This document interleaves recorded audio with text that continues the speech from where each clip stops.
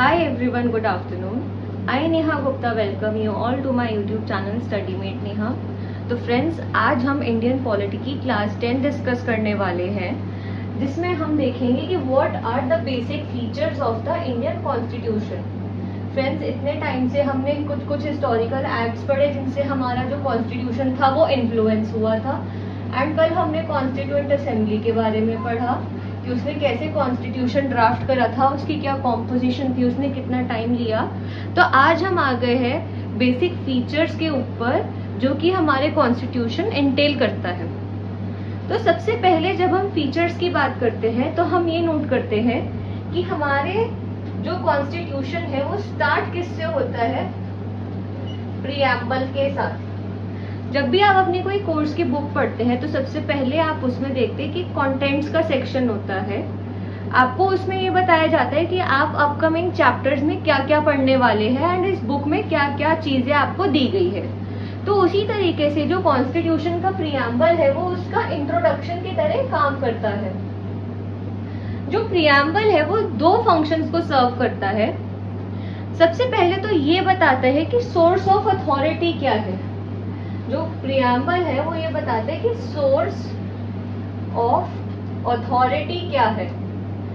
जो हमारा प्रीएम्बल है वो कौन सी वर्डिंग से स्टार्ट होता है? We the people of India. तो जो हमारा प्रीएम्बल है वो ये बता रहा है कि जो इंडिया है वो एक डेमोक्रेटिक कंट्री है जिसकी पावर्स एंड जो भी सोर्स ऑफ अथॉरिटी है वो वहां पर रहने वाले लोग हैं। दूसरा जो ऑब्जेक्टिव हमारा प्रीएम्बल सर्व करता है वो बताता है कि जो प्रीएम्बल है वो क्या क्या वैल्यूज को प्रमोट कर रहा है। कि आगे हमारे में जो कॉन्स्टिट्यूशन है उसमें हम क्या वैल्यूज की बात करेंगे, क्या ऐसे फीचर्स की एंड ऑब्जेक्टिव्स की बात करेंगे जो हमारे Indian polity, Indian government promote करना चाहती है, like liberty, equality, fraternity, justice. ये सभी वैल्यूज है ना जो हमारा कॉन्स्टिट्यूशन इंडिया में लागू करना चाहता है। इन सब वैल्यूज को अपने सिटीजन्स को ये वैल्यूज वो प्रोवाइड करना चाहता है। प्रीएम्बल के बारे में ही अगर मैं आपको एक और पॉइंट बताऊं तो ऐसा कहा जाता है कि it is the key to the mind of the leaders. जो प्रीएम्बल था, जो कॉन्स्टिट्यूशन था, वो किसने बनाया? कॉन्स्टिट्यूएंट असेंबली में बनाया था, जिसमें अलग अलग लीडर्स थे, अलग अलग पार्टीज के। तो जो उनकी थिंकिंग थी, जो उनकी विजन थी, कहीं ना कहीं वो कॉन्स्टिट्यूशन में झलकती है एंड अल्टीमेटली वो प्रीएम्बल में भी झलकती है। तो जो प्रीएम्बल है, in a nutshell, it acts as an introduction, as a content part to our constitution. तो फ्रेंड्स, अब हमने अपना पहला फीचर देखा कि जो हमारा कॉन्स्टिट्यूशन है उसमें एक प्रीएम्बल है। जब हम दूसरे फीचर की बात करते हैं तो हम ये देखते हैं कि जो हमारा इंडियन कॉन्स्टिट्यूशन है वो एक lengthiest written constitution in the world है। तो ऐसे क्या क्या फैक्टर्स थे जिसने इसकी लेंथ के टुवर्ड्स कंट्रीब्यूट करा? तो सबसे पहले आप ये देखते हो कि इंडिया एक बहुत वास्ट कंट्री है जहाँ पर अलग अलग कल्चर से जो लोग बिलोंग करते हैं वो रहते हैं। यहाँ पर बहुत सारे डाइवर्स पॉपुलेशन है, इतनी लैंग्वेजेस है एंड जो इतने सारे सेक्शंस हैं उन सभी की अलग अलग एस्पिरेशंस है। तो उन्हीं सभी एस्पिरेशंस को दिमाग में रखकर एक कॉन्स्टिट्यूशन हमारे कॉन्स्टिट्यूशन मेकर्स को फ्रेम करना था। दूसरी बात यह है कि जो हमारा कॉन्स्टिट्यूशन है उसमें सेंटर के लिए भी प्रोविजन है एंड स्टेट के लिए भी प्रोविजन है। ऐसा नहीं है कि सेंटर के लिए अलग कॉन्स्टिट्यूशन बना हुआ है एंड जो स्टेट है उनके लिए अलग कॉन्स्टिट्यूशन बना हुआ है। नहीं, we have a combined constitution. अगला पॉइंट हम इसमें देखें तो वो फर्स्ट पॉइंट से ही कुछ मिलता जुलता है कि India being a diverse country holds a number of aspirations. And आप कॉन्स्टिट्यूशन की बात करें तो वो कुछ जनरल प्रिंसिपल्स तो चाहता है कि इंडिया में फॉलो हो, बट वो ये नहीं चाहता कि उन जनरल प्रिंसिपल्स की वजह से यहाँ की जो डाइवर्स एस्पिरेशंस है वो गायब हो जाए। तो ऐसे प्रोविजंस बनाए गए हैं जिससे सभी को इक्वली ट्रीट करा जाए। जनरल जो एस्पिरेशंस है वो तो कैरी ऑन हो ही हो, साथ के साथ जो डाइवर्स एस्पिरेशंस है, एक्सपेक्टेशंस है, उनका भी पूरा ध्यान रखा जाए। तो इसीलिए it is considered as and it is one of the lengthiest and the most lengthiest written constitution of the world. तो फ्रेंड्स, जब हम अब अगला फीचर डिस्कस करते हैं कॉन्स्टिट्यूशन का, that is a third feature. तो हम ये देखते हैं कि जो इंडियन कॉन्स्टिट्यूशन है it is both rigid and flexible. जो हमारा कॉन्स्टिट्यूशन है वो at the same time rigid भी है एंड फ्लेक्सिबल भी है। तो फ्रेंड्स, जब हमने पहले की क्लासेस डिस्कस करी थी तो हमने यही देखा था, मतलब हमने एक ही लाइन डिस्कस करी थी कि जो आज मेरी ज़रूरतें हैं, ज़रूरी नहीं ना वो 10 साल बाद भी सेम हो। तो जिस टाइम पर कॉन्स्टिट्यूशन बना उस टाइम पर उस हिसाब से कॉन्स्टिट्यूशन में चीज़ों को मेंशन करा गया। अब आगे 50-60 साल बाद ज़रूरी नहीं ना कि वो चीज़ें उसी सिचुएशन में या फिर जो आगे आने वाली सिचुएशंस है या फिर जो प्रिवेलिंग सिचुएशंस है उनमें भी फिट बैठे। तो हमें समय के हिसाब से खुद को एंड चीज़ों को चेंज करना पड़ता है एंड उसी हिसाब से हमारे कॉन्स्टिट्यूशन को भी ज़रूरत होती है कि ये साथ के साथ बदलती ज़रूरतें, बदलते समय के साथ इसको चेंज कर दिया जाए। तो इस पॉइंट ऑफ व्यू से हम ये कहते हैं कि ये फ्लेक्सिबल है, कि हम इसको अलग अलग ज़रूरतों के हिसाब से एंड अलग अलग टाइम की सिचुएशन के हिसाब से चेंज कर सकते हैं। एंड क्या चेंज करते हैं, एक पर्टिकुलर टर्म होती है कि constitution could be amended, constitutional amendment की मैं इसमें बात कर रही हूँ।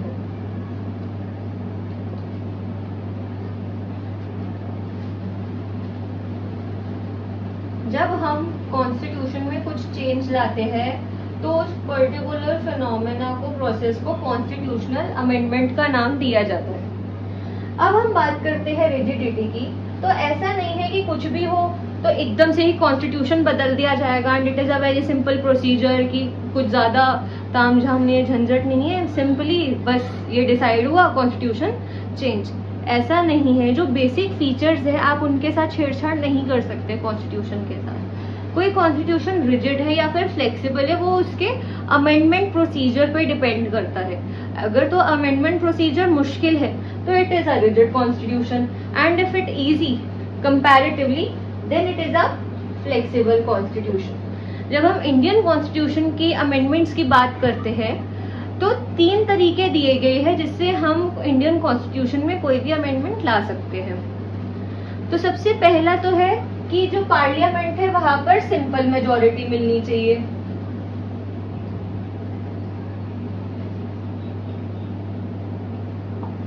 दूसरा है कि पार्लियामेंट में स्पेशल मेजॉरिटी होनी चाहिए।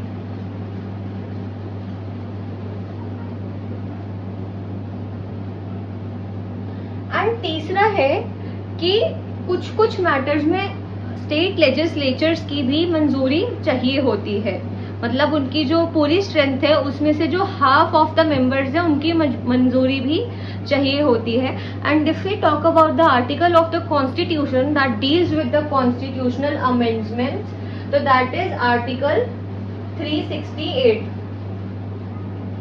Article 368 of the constitution deals with the constitutional amendments. तो फ्रेंड्स, अब हम 4th feature of the constitution को डिस्कस करेंगे जो कि है ड्रॉन फ्रॉम डिफरेंट रिसोर्सेज। तो जब कॉन्स्टिट्यूशन ड्राफ्ट करा गया, जब कॉन्स्टिट्यूशन बनाया गया, तो जो ड्राफ्टिंग कमेटी थी उसको ऐसे उसके ऊपर बोला गया, उसको क्रिटिसाइज करा गया कि तुमने क्या अलग कर लिया, तुमने तो अलग अलग सोर्सेज से उनकी चीजें कॉन्स्टिट्यूशन में लेकर डाल दी। It is simply a bag of borrowings. ये लिटरली टर्म आपको यूज करनी है हमने आंसर राइटिंग में, एंड ये बोली भी गई थी कि this is nothing but a bag of borrowings. तुमने तो इधर उधर से चीजें उठा ली और एक कॉन्स्टिट्यूशन लाकर हमारे सामने रख दिया। बट जो B.R. अम्बेडकर थे, वो was the chairman of the drafting committee of the constituent assembly, उसने इस चीज का बहुत अच्छा रिस्पॉन्स दिया। उन्होंने बोला कि मैं ये नहीं कहता कि हमने दूसरी जगहों से, सोर्सेज से चीजों को अडेप्ट नहीं करा, हमने बेशक करा है, but it is not a kind of mindless कॉपिंग कि हमने बस चीजों को ऐसे ही उठाकर डाल दिया। जो भी इंडिया की नीड्स को सूट करता था, इंडिया की सिचुएशन के साथ कंपैटिबल था, हमने उन्हीं चीजों को इंडियन कॉन्स्टिट्यूशन में इंक्लूड करा है एंड अपने हिसाब से उनमें चेंजेस भी करे। तो there is no need to say कि जो हमारा कॉन्स्टिट्यूशन है वो सिर्फ और सिर्फ बैग ऑफ बोरोइंग्स ही है। दूसरा, वो ये कहते हैं कि जिस टाइम पर इंडियन कॉन्स्टिट्यूशन बना उससे पहले ही बहुत अलग अलग जगहों के कॉन्स्टिट्यूशन फ्रेम हो गए थे। तो जो प्रोसीजर चलता आ रहा था, जो कुछ यूनिवर्सल प्रिंसिपल्स थे जो कि ह्यूमैनिटी पर ऑब्वियसली अप्लाई होते हैं, वो हमने भी इंडियन कॉन्स्टिट्यूशन में डाल लिए। तो इसमें कोई प्लेजरिज्म वाली बात नहीं है कि हमने सिंपली कॉपी कर लिया या फिर हमने उनको कॉपी कर लिया, ऐसी कोई दिक्कत नहीं है। पूरे प्रोसीजर को फिर से सोचने की, बनाने की कोई ज़रूरत ही नहीं है। जो यूनिवर्सल चलता रहा है हमने भी वही लिया है। एंड जो तीसरा वो एक और चीज़ कहते हैं, वो ये कहते हैं कि जो वैल्यूज़ है, जैसे कि हमने इसमें बोला कि we promote equality, we promote fraternity, we promote justice, तो ये जो वैल्यूज़ है ये तो वर्ल्ड वाइड ही है, they apply to whole of humanity. इस पर किसी एक नेशन का या उसके कॉन्स्टिट्यूशन का कोई पेटेंट राइट नहीं है। तो जो हमारा कॉन्स्टिट्यूशन है वो सिंपली बैग ऑफ बोरोइंग्स नहीं है, and it is unique in itself, and we are proud to say, मतलब ये मैं अपने पर्सपेक्टिव से बोल रही हूँ कि yes, our constitution is drawn from different resources. तो दोस्तों अब हम डिस्कस करेंगे fifth feature of the Indian constitution. Actually इसमें मैंने दो चीज़ों को मिला दिया है क्योंकि मेरे हिसाब से rights and duties they are बहुत कॉम्प्लीमेंट्री, एक दूसरे के साथ अच्छे लगते हैं। अगर हमारे पास कुछ राइट्स है तो हमारे लिए, तो हमारे ऊपर कुछ हमारी खुद की ड्यूटीज भी बनती है, तो मैंने इन दोनों चीज़ों को मिला दिया है। तो जब हम फंडामेंटल राइट्स की बात करते हैं तो हम ये देखते हैं कि जो इंडिया है, जो इंडिया का कॉन्स्टिट्यूशन है, उसने कुछ कुछ ऐसे राइट्स अपने सिटीजन्स के लिए बनाए जो कि वो इंडिया में एंजॉय करते हैं, and no one can curtail those rights. तो जो हमारे जो राइट्स है, जब हम फंडामेंटल राइट्स की बात करते हैं तो ये part 3 of the Indian constitution में मेंशन्ड है, पार्ट 3 में मेंशन है।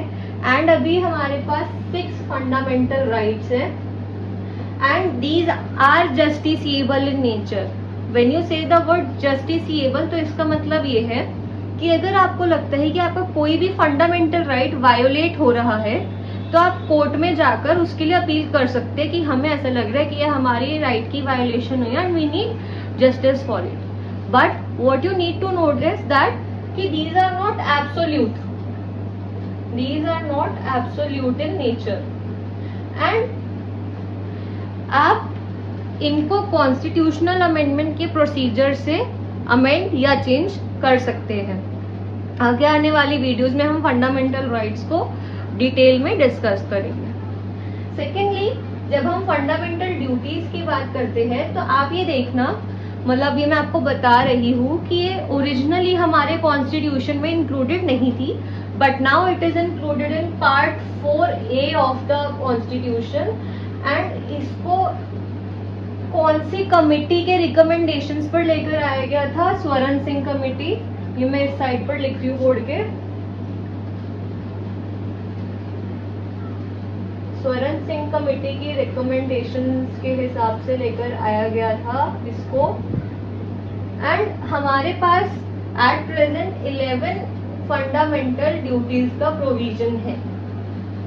फंडामेंटल ड्यूटीज का मतलब ये है कि ये सिर्फ और सिर्फ इंडियन सिटीजन्स के ही ऊपर एप्लीकेबल है। सबसे पहले तो these are not applicable on foreigners, and इसका सिंपल मतलब ये है कि जो इंडिया है, जो इंडियन कॉन्स्टिट्यूशन है, वो ये कहते हैं कि जब हम अपने सिटीजन को कुछ कुछ राइट्स दे रहे हैं तो this nation aspects something in return. तो जो सिटीजन्स है उनकी फंडामेंटल कुछ कुछ ड्यूटीज बनती है अपनी नेशन के लिए, जिसका वो पालन करे एंड अपनी नेशन के डेवलपमेंट में एंड एक हार्मनी बनाने में हेल्प करें। तो फ्रेंड्स, यही थी आज की वीडियो जिसमें अभी हमने सिर्फ 5 फीचर्स को ही डिस्कस करा है कॉन्स्टिट्यूशन के। जो नेक्स्ट वीडियो होगी उसमें हम 5-6 और फीचर्स को डिस्कस करके ये टॉपिक रैप अप कर देंगे। एंड जो ये बोर्ड की फोटो है ये मैं आपको अपने टेलीग्राम चैनल पर प्रोवाइड कर दूंगी, जिसका लिंक मैं कॉमेंट सेक्शन में दे दूंगी। And if you have any kind of suggestion और क्वेरी, एंड अगर आपको ऐसा लग रहा है कि मुझसे कोई गलती हो गई पढ़ाते हुए या बोर्ड पर कुछ करेक्शन की जरूरत है, तो वो भी आप प्लीज कमेंट सेक्शन में बताइए, क्योंकि there is always a scope for human error and no one is perfect, so am I. मैं भी कुछ परफेक्ट नहीं हूँ, मैं भी आप लोगों की तरह ही हूँ। तो आप प्लीज कमेंट सेक्शन में इंटरेक्ट करिए। एंड अगर आपको वीडियो एंड कंटेंट रेलिवेंट लग रहा हो तो आप लाइक एंड शेयर जरूर करें एंड चैनल को प्लीज सब्सक्राइब करें। Thank you so much.